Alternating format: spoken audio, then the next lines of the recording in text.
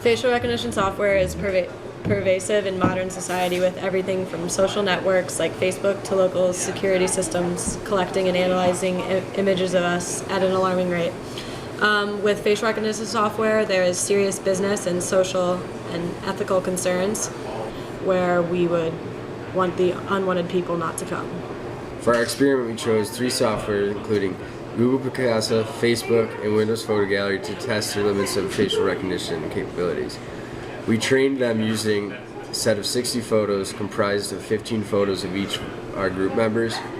And to test them after being trained, we modified a set of 20 photos comprised of 5 photos of each of us.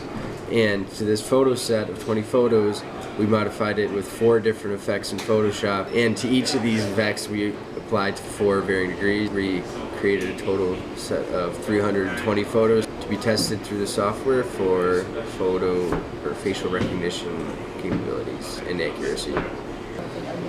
Based off of the data that we collected, there was a downward trending slope between blur, canvas texture, and noise. Twist did surprisingly well in the first 3 trials, with them all being pretty close to each other. The final trial, the 4th trial, was very different than the other 2 for Twist. It had a big gap and was unable to be recognized. Picasa seemed to be pretty resistant in the middle levels, so the first couple trials for the canvas texture. Based off of the software, noise was the hardest to recognize for all 3. So Picasa, Facebook, and Windows Photo Gallery. It was all they all had a lot of trouble recognizing each photo. Blur seemed to have a linear drop-off, while noise seemed to have an exponential drop-off throughout the pictures. Judging by the results of our experiment, we can make several assumptions regarding the performance of certain softwares.